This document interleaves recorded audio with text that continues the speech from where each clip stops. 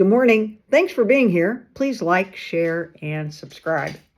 Today's gospel is from John chapter 21, verses 20 to 25. Peter turned and saw the disciple following whom Jesus loved, the one who had also reclined upon his chest during the supper and had said, "Master, who is the one who will betray you?" When Peter saw him, he said to Jesus, "Lord, what about him?" Jesus said to him, "What if I want him to remain until I come?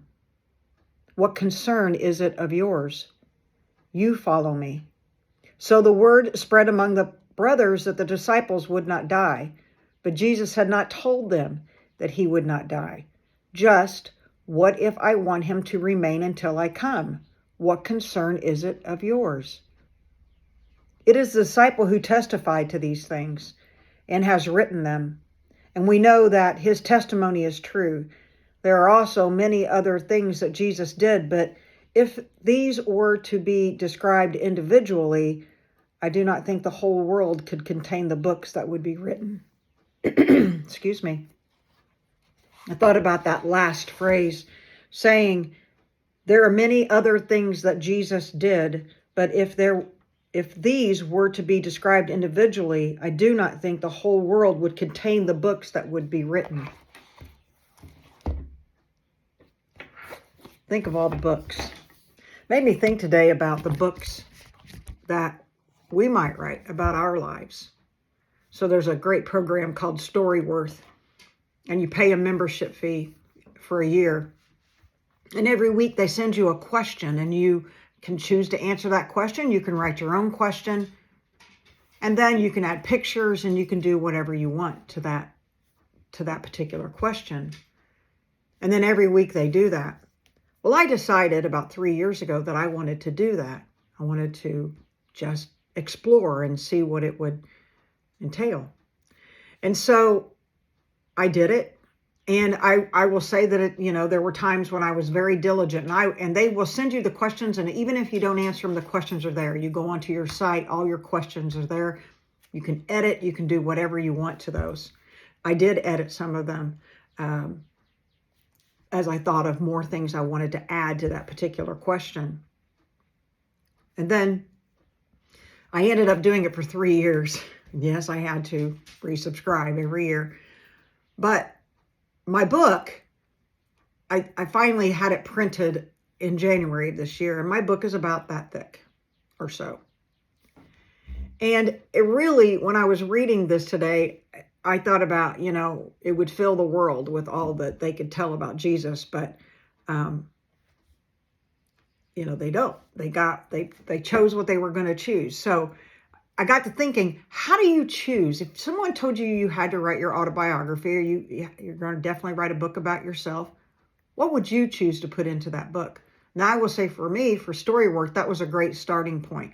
It was awesome because it actually gave me things to think about. And for instance, tell us about your grandparents, or what is your favorite memory of your dad, or what is the best advice your dad or your mom ever gave you, so on and so forth. What's the relationship like between you and your siblings? And I thought, gosh, there are so many things in my life that I could have added to that book that I didn't, that maybe I wish I would have, let's put it that way. I actually, even after I got the book and there were things that I was thinking about, I thought, oh, I wish I would have put that in the book. Then it dawned on me that I journal a lot.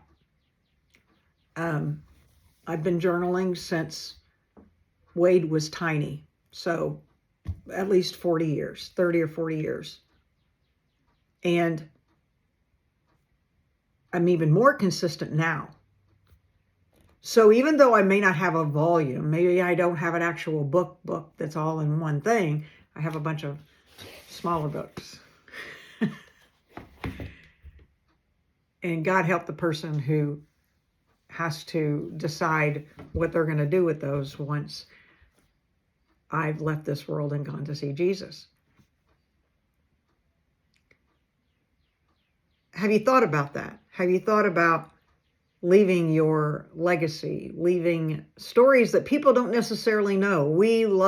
My brothers and I love the times that we just sat down with my dad and listened to what he did as a youngster or what he did as a teenager in his early adult life. So think about, how could you do that for your family? Are you living today? Also, are you living? First of all, are you living today?